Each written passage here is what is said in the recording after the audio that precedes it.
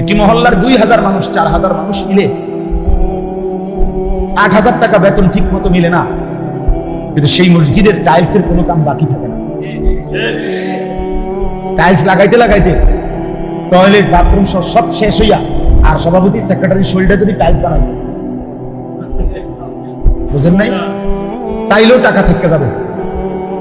টাকা ঠিকই আছে, গ্রিলের টাকা আছে, ফ্যানের টাকা আছে, টাইলসের টাকা আছে, শুধু ইমাম সাহেবের টাকা নেই, মুয়াজ্জিন সাহেবের টাকা। মুয়াজ্জিন তো নাই। 80% মসজিদ এমন যে এই মুয়াজ্জিন যে একটা ইবাদত আজান, এটার কিছুই মনে করে বুড়া অসল। আচ্ছা 200 বছর ধরে আজান দেয় করে, এরকম একদিন বুড়ারে দিয়ে দিছে, তাই হুজুর আজান কদ্দুর, এটা কোনে না, এটা আজান কদ্দুর, এটা খামখেয়ালি। তো আমরা যেটা খামখেয়ালি মনে করি, এটার আজান হয় না, উনি আজানটা শুদ্ধ করে বলতেই পারে না, উনি করে বুড়া মিয়ারে দিয়ে দিচ্ছে। 75 বছর বয়স বুড়া মিয়া আজান দেয়, এবারে আউশ করছে, নাহলে রাগ হয়। তো অশুদ্ধ হয় এটা না করবেন, রাগ হয় কি পারে। যদি শুদ্ধ হয় তাহলে তো আপত্তি নাই, কথা বোঝেন নাই। তাইলে মুয়াজ্জিন রাসূলুল্লাহ সাল্লাল্লাহু আলাইহি সাল্লামের জামানায় সাহাবায়ে কেরাম সকলেই আজান দিতে পারতেন কিনা? সাহাবায়ে কেরাম সকলেই শতভাগ 5 ওয়াক্ত নামাজ জামাতে পড়তেন কিনা? তাইলে বেলালকে আলাদা নির্ধারণ করার কি দরকার ছিল? একজন আজান দিলেই তো, একজন কি 30 জন এক লোকে দিতে বললে তো সমস্যা নেই। এমন তো না যে ওনাগর লোকের কম পড়ে যাবে, সবাই নামাজ পড়তেন, সকলেই জামাত পড়তেন। তো এরপরেও আলাদা মুয়াজ্জিন নির্ধারণ করছে কিনা বলেন? আমরা এটাকে খামখেয়ালি মনে করি, আমরা এটার কিছুই মনে করি। এজন্য নিজ মহল্লার আলেম দ্বীনকে কদর করব, নিজ মহল্লার ইমামকে কদর করব। ونريد أن نمن على الذين استضعفوا في الأرض ونجعلهم أئمة। কোরআন শরীফে আছে, আল্লাহ বলে জমিনে তোমরা যাদেরকে দুর্বল ভাবতেছিলে আমি আল্লাহ তাদেরকে ইমাম বানিয়ে দিলাম। কোরআন শরীফে ওয়ানাজআলুহুমুল ওয়ারিসিন, আমি তাদেরকেই আমার ওয়ারিস, ঈমানের ইলমের দ্বীনের ওয়ারিস বানিয়ে দিলাম। কোরআন শরীফে ওয়াজআলনাহুম আইম্মাতান, আমি আল্লাহ তাদেরকে ইমাম বানালাম। ইয়াহদুনা বিআমরিনা লাম্মা সাবারু, ইয়াহদুনা বিআমরিনা, ইমাম আমি আল্লাহর আদেশে আমার বান্দাদেরকে হেদায়েতের কথা বলছে। কোরআন শরীফের আয়াত, শুধু বাংলা তরজমা করে আপনি ঘুমা কি তো এরকম কথা তো শুনছি না, আপনি শুনছেন না, আপনি ঘুমাইছেন, ঘুমাই জিমাইছেন। তো আল্লাহ তাআলা ইমামকে ইজ্জত দিয়েছেন। নবী সাল্লাল্লাহু আলাইহি সাল্লাম বলছেন, আল মুআদ্দিনুনা আতওয়ালুহুম আ'নাকান ইয়াউমাল কিয়ামah, কিয়ামতের কোটি কোটি ময়দানে সব মানুষের মাঝখানে যার গর্দান উঁচা, আলাদাভাবে চিহ্নিত করা যাবে, ওই যে উঁচা গর্দান ওলা উনি আল্লাহর নবী সাল্লাল্লাহু আলাইহি সাল্লাম, সে মসজিদের মুয়াজ্জিন। সে মুয়াজ্জিন 40 দিন আল্লাহর সন্তুষ্টির জন্য খালেস ইখলাসের সাথে আজান দিলে আল্লাহ নবী সাল্লাল্লাহু আলাইহি সাল্লাম আমি তার জন্য সুপারিশ করি। আরো অনেক আছে।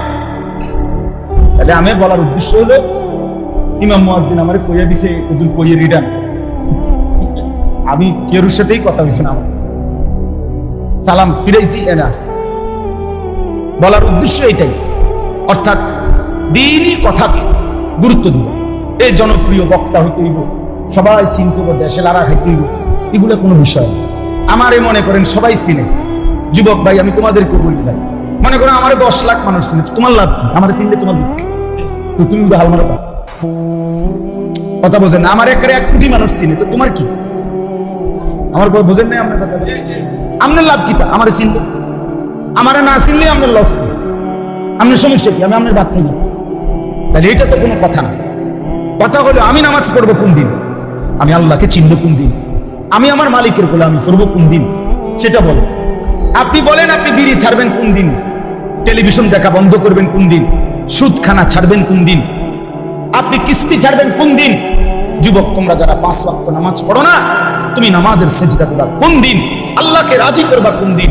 মুসলমানের বাচ্চা হয়ে বছরের পর বছর, দিনের পর দিন, মাসের পর মাস যারা ফজরের নামাজ পড়ো না, এই মুসলমানের নাফরমান, তুমি কোন দিন আল্লাহকে সেজদা দিবা?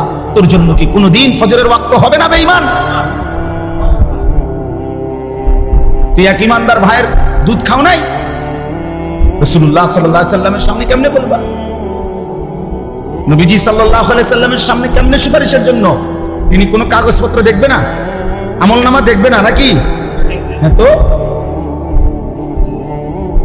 তিনি কিছুই বলবেন না নাকি? কি ভাবছেন কি? নবীজি কিছুই বলবে না, আমলনামা দেখবে না, কোনো কাগজপত্র ছাড়াই সুপারিশ। এটা একটা খামখেয়ালি। আল্লাহ আমাদেরকে বুঝতাম, এটা বোঝা দরকার, এটা বোঝা উচিত। 10 বছর, 30 বছর, 6 মাস, 1 বছর বাবা যারা আমলনামার মধ্যে ফজরের নামাজ নাই, আল্লাহ নবী সাল্লাল্লাহু আলাইহি সাল্লাম সেই আমলনামা দেখে নবীজি তো বলবেন, উম্মত আমি তো শ্রেষ্ঠ নবী, তুমি আমার শ্রেষ্ঠ উম্মত। আমি তো সেই নবী যে পাথরের আঘাতে সারা শরীর রক্তাক্ত করেছিলাম, আমার জুতা আমার পায়ের সাথে জমাট বেঁধে গেছিল রক্তের কারণে। আমি ক্ষুধার কষ্টে 2টা পাথর বাঁধছি পেটে, আমি সারা রাত দাঁড়িয়ে উম্মতের জন্য চোখের পানি ফেলে কাঁদছি। আমি তাই উহুদের ময়দানে দান শহীদ করে রক্ত মাখা দেহ নিয়ে বেহুশ হয়ে পড়েছিলাম ঘন্টার পর ঘন্টা। বিনিময়ে এই আমলনামা, আমার এত চোখের পানি, আমার রক্ত, আমার পেটে পাথর বাঁধা কষ্টের এই বিনিময় 30 বছর সুদ খায় মুসলমান, 60 বছর মুসলমান বিড়ি খায়, 40 বছর মুসলমান কিস্তি নেয়, 30 বছর মুসলমানের ঘরে প্রত্যেক দিন নাচ গান, টেলিভিশন, নাটক, সিনেমা চলবে। এই তো জীবন, এই তো রাসূলের উম্মত। নবীর চোখের পানি তো এই জন্যই, ওনার পেটে পাথর বাঁধা কষ্টের বিনিময় এই। হ্যাঁ, কি ভাবছেন মিয়া সাহেব? ভাবছেন কি সুপারিশ কি? মামুর বাড়ি? হ্যাঁ, হাউজে কাউসার মামুর বাড়ি, হাউজে কাউসার আপনার চাচার শ্বশুর বাড়ি। সাত কলের ফানি মনে করছেন আপনি? কোনো দাম নাই, এটা এমনি দিয়ে দিবে, এটা এমনি দিয়ে দিবে। আপনি চাইবেন আর আপনার মুখে দাড়ি নাই, আমরা একবার আঞ্জা দিয়ে ধরে পানি দিয়ে দিব হাউজে কাউসারে। বাবা, কে ধোকা দিল? এই মুসলমান, এই ধোকা দিল কে আপনাকে? জীবন ভর রাসূলুল্লাহ সাল্লাল্লাহু আলাইহি সাল্লামের আপাদমস্তক বিরোধিতা করে কোন লজ্জায় নাফরমান তুমি নবীর সামনে সুপারিশের জন্য দাঁড়াইবা কেমনে? কি মামুলি বিষয় নিয়া? কোরআন শরীফে আছে, কোরআন কারীমে সূরা ফুরকানে আছে, নবীজি সাল্লাল্লাহু আলাইহি সাল্লাম বলবে, ইয়া রাব্বি ইন্না কওমি ইত্তাখাযু হাযাল কুরআনা মাহজুরা। কোরআন শরীফের আয়াত। ওয়া ক্বালা আর-রাসূল, আল্লাহ বলেন, আমার রাসূল বলবে হাসরের দিন, হে আমার আল্লাহ, আমার জাতির এই লোকগুলো আমার 23 বছরের কষ্টে গড়া কোরআন, আমি যেটা আপনার কাছ থেকে নিয়েছি মাওলা, রাত নাই, দিন নাই, সকাল নাই, দুপুর নাই, খাইয়া না খাইয়া, পেটে পাথর বাইন্দা, রক্ত মাখা শরীরে আমি যেই কোরআন আমার উম্মতের কাছে দিয়ে গেছি, আমার উম্মতের এই লোকগুলো সেই কোরআন মাহজুর নিজেদের জীবন থেকে, ওয়াকুল্লুহুম আতিহি ইয়াউমাল কিয়ামাতি ফারদা। আল্লাহ বলছে তোমাদের সকলকেই আমি আল্লাহর সামনে কিয়ামতের দিন আসতে হবে একজন একজন, ফারদান ওয়াহিদান, একজন একজন। ইয়াবাসুহুমুল্লাহু জামিআন, আল্লাহ বলে তোমাদের সকলকে আমি আল্লাহ তাআলা হাসরের ময়দানে উঠাবো। ফায়ুনাব্বিউহুম বিমা আমিলু, সকলকেই তাদের পুরা জীবনের আমল জানাবো, আমি আল্লাহ শোনাবো। আহসাহুল্লাহু ওয়া নাসু, আল্লাহ বলেন আমি গুনে গুনে রেখেছি, যদিও তোমরা ভুলে গেছো। আমার মনে নাই, আপনারও মনে নাই। 2024 সাল, গত বছর ঠিক এই দিনে, এই টাইমে আমি আপনি কি করছিলাম আমার হয়তো মনে নাই, আপনারও মনে নাই, কিন্তু আল্লাহ তাআলা বলেন আমি গুনে গুনে রেখেছি। আল্লাহ তাআলার কাছে হিসাব আছে তো, ফেরেশতার কাছে হিসাব আছে তো, আমলনামায় লেখা আছে তো, অঙ্গ প্রত্যঙ্গ সাক্ষী আছে তো, জমিন সাক্ষী আছে তো, এত কিছু ফাঁকি দিবেন কেন?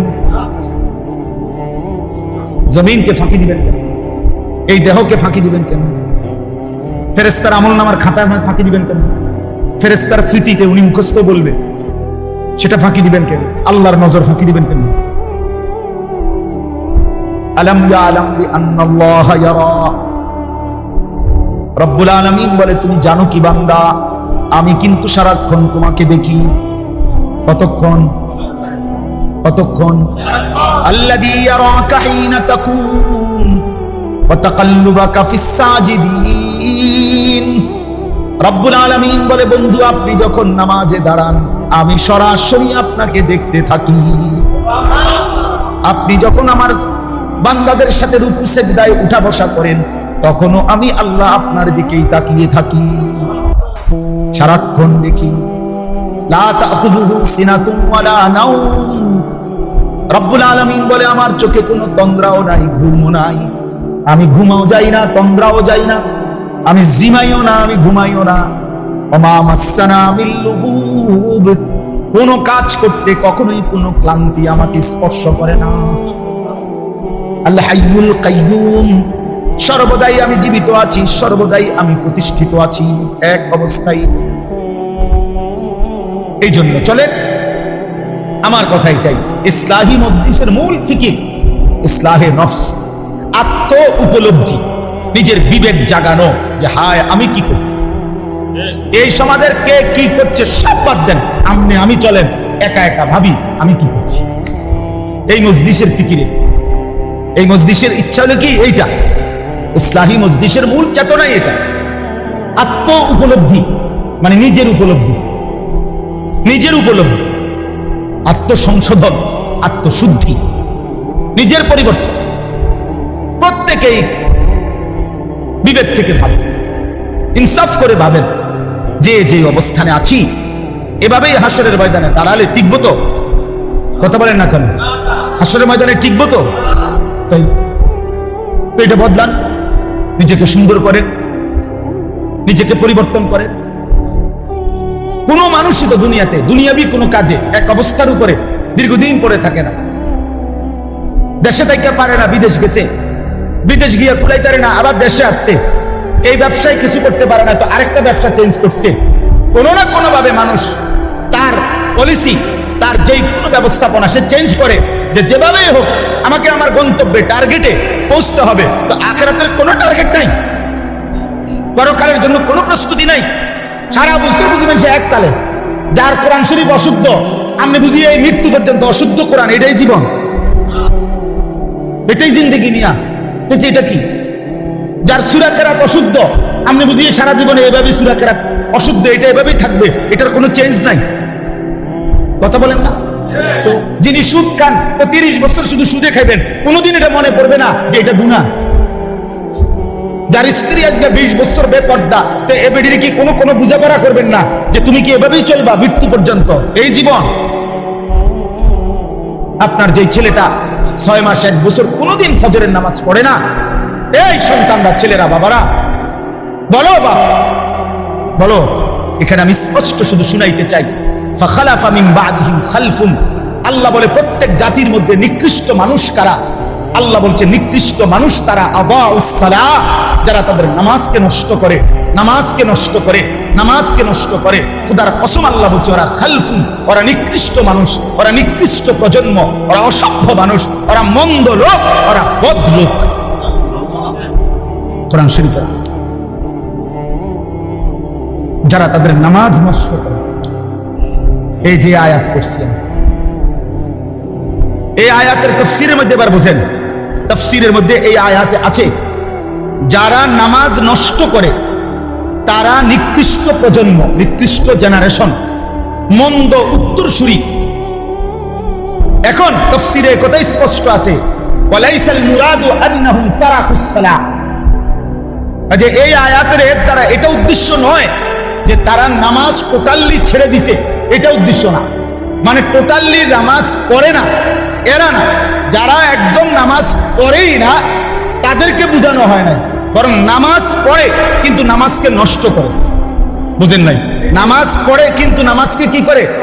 আল্লাহ বলছে তারা হলো নিকৃষ্ট মানুষ, আর যারা নামাজ ঠিক রাখে তারা হলো উত্তম মানুষ। বলেন যে নামাজ পড়ে না ওই কোন প্রকারের মধ্যে? তাফসীরের আলোকে বোঝা যায় ওই মানুষের কোনো জাতের মধ্যেই পড়ে না, ওই নিকৃষ্টও না, উৎকৃষ্টও না, ওই মানুষের কোনো জাতে না, বেনামাজির কোনো প্রকারে নাই, ওই কোনো আইটেমেট করে না, ওইটা নিকৃষ্টও না, ওইটা ফসাও না, ওইটা কোনো জাতের, ওইটা কিছুই না, ওইটা হাইওয়ানও না, কিছুই নাই। ওই আলোচনার আউট অফ সিলেবাস, ওই আলোচনার বাহিরে। ও মূলত আলোচনার বাহিরে। বেনামাজি কোনো আইটেমই নেই, বরং নামাজি কিন্তু নামাজ নষ্ট করে। আল্লাহ বলছে সে হচ্ছে মন্দ প্রজন্ম, নিকৃষ্ট মানুষ, মন্দ উত্তরসূরি। এজন্য দোস্ত, এক নম্বর জরুরি কথা, প্রিয় ভাই আমার, বাপ আমার, বন্ধু আমার, কিশোর নওজোয়ান, মনে রেখো দোস্ত, এক মোমেন, এক মুসলমান নামাজ ছেড়ে দেওয়া বাস্তবিক অর্থে কোনো সুরত নাই, কোনো ফাঁক ফুক নাই। নামাজবিহীন মুসলমান হয়ই না, হয়ই না। আল আহদুল্লাযী বাইনানা ওয়া বাইনাহুম, আল্লাহর নবী বলছে বেঈমানের সাথে আমাদের সাথে চুক্তি। বেঈমান নামাজ পড়ে না, আমরা নামাজ পড়ি। নবীজি বলছে এটা চুক্তি, আহাদ, অঙ্গীকার। এটাও অঙ্গীকার আমাদের, তোরা সেজদা দিবি না, আমরা সেজদা দেব।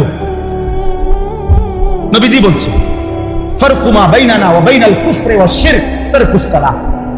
নবীজি বলছে আমাদের মাঝে আর কাফের মুশরিকের মাঝে পার্থক্য হলো নামাজ ছেড়ে দেওয়া। আমরা নামাজ ছেড়ে দেই না, এজন্য আমরা মুমিন, ওরা নামাজ ছেড়ে দেয়, এজন্য ওরা মুশরিক। হাদিস। অতএব বেনামাজি ঈমান ইসলামের মধ্যে তার কোনো আলোচনাই নেই, মুসলিম সম্প্রদায়ের মধ্যে তার কোনো পরিচয়ই নেই। এজন্য আমরা প্রত্যেকেই ভাইয়া ইনসাফ করেন, ইনসাফ। কোনো যুক্তি নাই, কোনো কারণ নাই। নামাজ না পড়ার পিছনে কোনো যুক্তি নেই, কোনো কারণ হইতে পারে না, কোনো কারণ। চোখের সামনে যাদের সন্তান এই বেনামাজি জিন্দিগি হয়ে বরবাদ হয়ে যাচ্ছে, আপনারা আর একটু দয়া করেন। আপনি যদি সত্যিকার অর্থে বাবা হন, মুসলিম বাবা, তাহলে স্ত্রী সন্তানের সেজদার প্রতি, নামাজের প্রতি আরেকটু যত্ন নেন।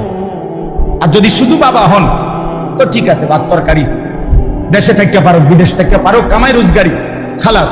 বাপও এক জীবন কামাই করছে, ফুতেরও এখন কামাই রোজগারিকে লাগাই দিছে, এই খালাস, এই জিন্দিগি কামাই রোজগারির ব্যবস্থা হয়েছে। অতএব বাবাও খুশি, ফুতেও খুশি, আল্লাহর রহমতে লাইনে আছে। আর যদি কোনো কামাই রোজগারি নাই তো কোনো লাইনে নাই। তাহলে লাইন হলো টাকা, আর বে লাইন হলো টাকা নাই। এটাই লাইন। লাইনে আছে কখন? টাকা থাকবে। কামাই আছে, কামাই নাই তো আর কি নাই? লাইন। এবার যে সে নামাজ পড়ে না, ঈমান ইসলামের তার কি অবস্থা, এটা নিয়ে কোনো কথা নেই। এটা উচিত, এটা ইনসাফ হইতে পারে না। এই জন্য এক নাম্বার তো এটা জরুরি যে টোটালি নামাজ যারা ছেড়ে দিচ্ছেন, প্রিয় ভাই, তোমরা যারা নামাজ পড়ছো না বন্ধু, এটা কোনোভাবেই মুসলমানের কাতারে পড়ো না। দয়া করে এত বড় জুলুম, নিজের এত বড় ক্ষতি, প্রিয় নওজোয়ান, তোমরা কইরো না। বাবারাও, ব্যবসায়ীরা, চাকরিজীবীরা দুনিয়াবি কোনো কারণে নামাজ ছেড়ে দিয়ে না। কোরআন শরীফে আছে জাহান্নামের ফেরেশতারা বলবে মা সালাকাকুম ফি সাকার। বহু লোককে জাহান্নামের ফেরেশতারা বলবে কি কারণে জাহান্নামে আসলা? ক্বালু লাম নাকু মিনাল মুসাল্লিন। তারা বলবে যে হে ফেরেশতা, লাম নাকু মিনাল মুসাল্লিন, নামাজি ছিলাম না, সেজদা দিতাম না, নামাজ পড়তাম না, এজন্য আজকে জাহান্নামে। কোরআন শরীফে আছে আল্লাহ বলছে আজরাইল মালাকুল মউত কিছু মানুষের রুহু কবজ করবার সময় কলিজা থেকে তার রুহুটা টান দিয়া ছিঁড়ে ফেলবে। আর ছিঁড়লে কণ্ঠনালীর কাছে আইসা আটকায় যাবে রুহু। এরপরে মালাকুল মউত আজরাইল, এই দেখেন, এই যে এইটা, এই টিস্যু পেপার, এটা এমনি টান দিলে এটা খুলতে খুব সহজ, এটা আরামসে বের হয়, ঠিক না? কিন্তু এই যে এখানে একটা পলিথিন আছে, দেখছেন, এটা আমি টান দিলে খুলে না, এটা টাইম না, ছিঁড়তে হয়। টান দিয়ে দিয়ে কি করতে হবে? টুকটুক করে ছিঁড়তে হয়।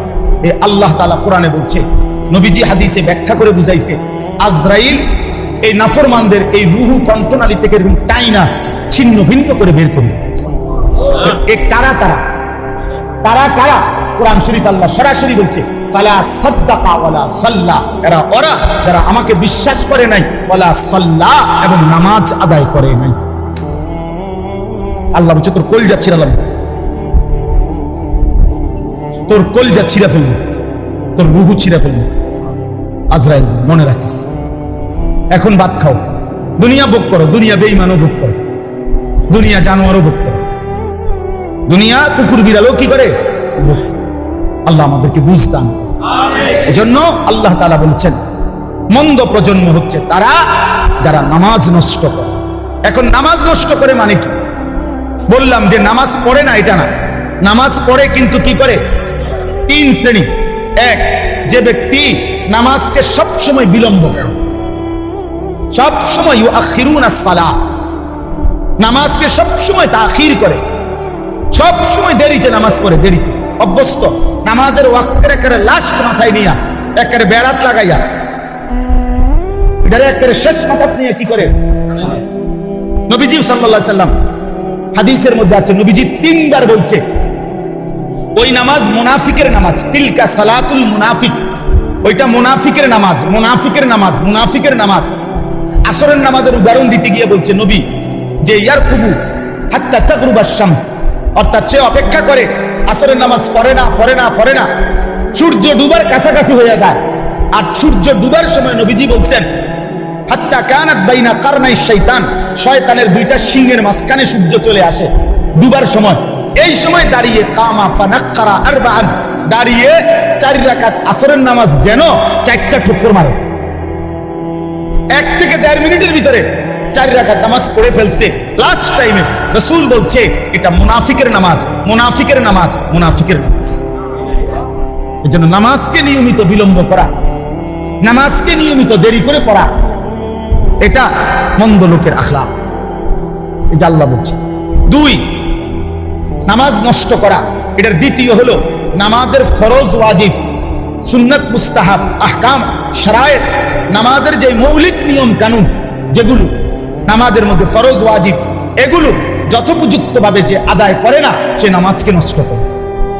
ঠিক মতো রুকু দেয় না, রুকুর থেকে সোজা হয়ে দাঁড়ানো ওয়াজিব, উনি একটু উঠতেই নিচের দিকে যাবেন, এমন ভদ্রলোক নাই। সেজদা দিয়া বৈশা 2 সেজদার মাঝখানে বসা স্থির হয়ে ওয়াজিব, এনে বড় মাথায় একটু আলগি দিয়ে আর কামারে সেজদা 2টা পটপট করে মারা দিছে। হ্যাঁ কিতা কাকু, কিতা কাম, কিতা বাইরে কি এত তাড়াহুড়া করেন কেন? বাইরে যাইয়া সাদওয়ানে বইন স্যার আর কামটা কি? মসজিদে এত তাড়াহুড়া করেন কেন? আমি এরকম 2টা সেজদা দিয়ে নিলেন কেন? মাঝখানে স্থির হয়ে বসা কি ওয়াজিব? তাহলে এরকম ওয়াজিব ছুটে যায়, ফরজ ছুটে যায় নামাজের, এরকম যে ছুটে যায় সে নামাজকে কি করে? আল্লাহর কসম বিশ্বাস করেন, তাফসীরের মধ্যে আছে হযরতে হুযায়ফা রাদিয়াল্লাহু তাআলা আনহু, নবীজির একজন বিখ্যাত সাহাবী, উনি একদিন দেখছেন একজন লোককে, সে ওনার সামনে নামাজ পড়ছে, তার রুকু সেজদা সে ঠিকমতো আদায় করে নাই। উনি তাকে ডাক দিছে, তাফসীরে আছে মাআরিফুল কোরআনে, আপনি এখন দেখেন। তো উনি তাকে ডেকে বলছে তুমি যে এখন নামাজ পড়লা, এমন নামাজ আজ কতদিন ধরে পড়ো? ওই লোক বলছে আজকে 40 বছর ধরে আমি এভাবেই নামাজ পড়ি। উনি বলছে আল্লাহর কসম গত 40 বছরে তুমি কোনো নামাজ আদায় করো নাই। কি কঠিন ব্যাপার, কি কঠিন ব্যাপার। উনি কাজা করলে, যদি কাজা করো তাহলে তো না, উনি কাজা করলে তো এইটাই করবে, নিজে ডকের নামাজ পড়ছে এইটাই তোমার কাজা করলে লাভ দিবে। যতক্ষণ পর্যন্ত এটাকে সহি শুদ্ধ না করবে ততক্ষণ কাজা করলে কি, কাবা শরীফের সাথে দাঁড়াইয়া পড়লে কি, ওনার তো সূরা কেরাত অশুদ্ধ, ওনার তো রুকু সেজদা অশুদ্ধ। এজন্য নামাজকে সুন্দর করা, নামাজকে ঠিক করা উত্তম মানুষ হওয়ার জন্য, নেক মানুষ হওয়ার জন্য জরুরি, জরুরি। যেন প্রত্যেকটা মুসলমান জওয়ান বুড়ো নিজের নামাজ সুন্দর করবেন, ইমাম সাহেব থেকে দেখে দেখে শিখে নেবেন, বলেন ইনশাআল্লাহ। 3 নাম্বার, নামাজ নষ্ট করা তৃতীয় অর্থ হলো যে জামাত ত্যাগ করে। যে কি ত্যাগ করে? নামাজের জামাত যে ত্যাগ করে, নামাজের জামাত যে ত্যাগ করে নিয়মিত, ওই ব্যক্তি নামাজকে নষ্ট করে, সে মন্দ মানুষ, নিকৃষ্ট মানুষ। আল্লাহ তাআলা আমাদেরকে হেফাজত করেন। আল্লাহ বলেন ওয়াত্তাবাউশ শাহাওয়াত। আরেকটা বলছে যে নিকৃষ্ট মানুষ কারা, মন্দ লোক কারা? আল্লাহ বলে যারা তাদের মনের চাহিদার অনুসরণ করে। আল্লাহর বিধান, রাসূলের বিধান, কোরআনের বিধান, সুন্নাহর বিধান, এত কিছু আমি দাঁড়াই না, আমার দরকার হলো আমার মনে যা চাই, চুল আমার মন মতো, জামা আমার মন মতো, কাপড় আমার মন মতো, আমার আয় রোজগার, আমার ব্যবসা, আমার বাজার, আমার সব আমার মন মতো, আমার যা মন চায় তা। দেখেন নয় যে হুজুর আমার আসতের সময় বলতেছিল যে অনেক মুসল্লি আপনারা, আপনাদের মাথায় অনেকের আছে এটা যে হুজুর এটা বলবেন না, ওইটা বলবেন না, হুজুর রে এটা বলা ঠিক যাবে না, ওইটা বলা যাবে না, তা তার মানে ইসলামের মধ্যে আপনারাই নিয়ম বানায় নিছেন যে এটা বলা যাবে, এটা বলা যাবে না। ইসলাম বলতে পারবে না এমন অপূর্ণাঙ্গ ইসলাম ধর্ম আল্লাহ নাজিল করেই না। পৃথিবীতে বলা যাবে না, পৃথিবীতে দিক নির্দেশনা নাই এমন কোন বিষয় ইসলামের মধ্যে নাই। এটা হতেই পারে না। রাজনীতির কথা বলা যাবে না, 1 কোটি বার বলা যাবে, 1 কোটি বার বলা যাবে, 100 বার বলতে হবে। রাজনীতিবিদও আখিরাতে আল্লাহর বিচারের মুখোমুখি হইতে হবে। ওরেও জাহান্নাম থেকে বাঁচানো দরকার, ওরেও জান্নাতের রাস্তা দেখানো দরকার। এমপি মন্ত্রীও তো বাঁচতে হবে, কথা বলে না কেন? মেম্বার চেয়ারম্যানও তো বাঁচতে হবে। তো তার লাগে কোনো দিক নির্দেশনা নাই, তার কোনো শরীয়ত নাই, তার কোনো হালাল হারাম নাই। তো এটা হুজুরি করতো না তো কেডা করবে না? এটা আমেরিকার প্রেসিডেন্টে করবে নাকি? তো বলবে না কেন? বলবে না কেন? বলবে না কেন? আমার শায়েখ আল্লামা মুফতি মুশতাকুন নবী কাসেমী হুজুর এটা কথা সুন্দর বলে যে, হে মুসলমান, মনে রাখেন আপনি যেখানে ভোট দিছেন হতে পারে ওই মার্কাওয়ালা জিতে নাই, আপনি মনে করছেন আপনার ভোটটা ফসা গেছে। হুজুর বলে না, দিনদার ইমানদার আল্লাহ ভীরুকে যদি আপনি এই রায়টা দিছেন হতে পারে আপনার ভোট হচ্ছে কিন্তু আপনার ঈমান ঠিক হয়ে গেছে, আখিরাত বাইচা গেছে, আখিরাত বাইচা গেছে, আখিরাত বাইচা গেছে। মামুলি বিষয় না। ইসলাম সব বিষয়ে দিক নির্দেশনা দিবে। এটাই ইসলাম, এটাই পূর্ণাঙ্গ, এটাই কমপ্লিট কোড অফ লাইফ, এটাই পূর্ণাঙ্গ জীবন। অতএব আপনারা সকল বিষয়ে ওলামায়ে কেরাম থেকে দিক নির্দেশনা নেবেন, বলেন ইনশাআল্লাহ। ওয়াত্তাবাউশ শাহওয়াত, মনের ইচ্ছা মতো কোনো ক্ষেত্রে চলা যাবে না, ঘরেও না, সমাজেও না, রাষ্ট্রেও না, দেশেও না, রাজনীতিতেও না, বাজারেও না, ব্যবসাতেও না। মুমিন চলবে সব ব্যাপারে আল্লাহ এবং তার রাসূলের সাল্লাল্লাহু আলাইহি সাল্লাম নির্দেশনা অনুপাতে। ফাসাউফা ইয়ালকাউনা গাইয়া, আল্লাহ বলে এই 2টি মন্দ অভ্যাস যার, 1 নামাজকে নষ্ট করে, 2 নিজের মন মতো চলে, আল্লাহ রাসূলের বিধানের কোনো তোয়াক্কা করে না। আল্লাহ বলেন জাহান্নামের নিকৃষ্ট গর্ত গাই, জাহান্নামের মধ্যে একটা গর্ত আছে গাই, গাই এই গর্তের নাম জাহান্নামের সবচেয়ে কঠিন আযাব। হাদিসের মধ্যে আছে, তাফসিরে, ওই গর্তের মধ্যে থাকবে। আল্লাহ বলেন ওই নিকৃষ্ট গাই নামক গর্তে আমি আল্লাহ নামাজ বিনষ্টকারী, মনের চাহিদা মতো অনুসরণকারী ব্যক্তিকে ছুঁড়ে মারব। আল্লাহ আমাদেরকে হেফাজত করেন, আল্লাহ আমাদেরকে হেফাজত করেন। আল্লাহ বলেন ইল্লা মান তাবা ওয়া আমানা ওয়া আমিলা সালিহান, আল্লাহ বলে তবে যারা ওই গুনাহ ছেড়ে দিয়ে, এই মন্দ অভ্যাস ছেড়ে দিয়ে তওবা করে আমি আল্লাহর কাছে ফিরে আসলো, আমি আল্লাহরে মেনে নিল এবং আবার নতুন করে নেক আমল শুরু করে দিল, আমি ওয়াদা দিলাম ফাউলাইকা ইয়াদখুলুনাল জান্নাতা, এরা নিশ্চিত জান্নাতে প্রবেশ করবে। ওয়ালা ইউজলামুনা শাইআ, এদের একজনের উপরেও আমি আল্লাহর পক্ষ থেকে 1 বিন্দু জুলুম করা হবে না, জুলুম করা। এজন্য বাপ চলেন নিয়ত করি, আল্লাহকে মানি, আখিরাতকে মানি। প্রিয় বন্ধু আমার, কিশোর ভাই আমার, নওজোয়ান ভাই আমার, কষ্ট হইও না বাপ। আবারও বলছি ওই আগের কথা, এই স্বার্থপর পৃথিবী কারো কথা মনে রাখে না, কারো জন্য থেমে থাকে না, কেউ তোমারে মনে রাখতে না। তুমি মরে গেলে কারো হাতে সময় নাই, তোমারে কান্দি লইয়া কান্দো না, কারো হাতে সময়। এ বাফেরে দুপুরবেলা জানাজা দিছে, আসরের পরে বাফের জানাজা হয়েছে, কত কান্দা কানছে জিফুতে। এশার নামাজের পরে পাশের ঘরের থেকে ভাত তরকারি আনছে, এরা ওই পেট ভরে ভাত খায়। এরা দেখলাম দুপুরে কান্দে ভাত খায়, আরো গোস্ত লয়, আরো পারবি মুরগা লয়, তেলাপিয়া মাছ লয়, ডাল লয়। বাহ, কি আপনারা দেখলাম বিকালে কি কান্দাটা কানলেন, বুঝেন? অর্থাৎ বুঝাইতে চায় উনার জন্য তো আমি না খাইয়ে মরে গেলে হইতো না, ঠিক আছে কাঁদছি তো কাঁদছি। অর্থাৎ দুনিয়া থেমে থাকে না, কারো জন্যই কি থাকে না, থেমে থাকে। এই জন্য দুনিয়া নিয়েই ব্যস্ত না হই, আখিরাতের ফিকির করি। আল্লাহ তাআলা আমাদেরকে তৌফিক দেন। আজকের এই মজলিস, আজকের এই মজমা আল্লাহ কবুল করে নেন, আমিন। আল্লাহ তাআলা আমাদের সকলকে ঈমান আমলের দৌলত দান করেন।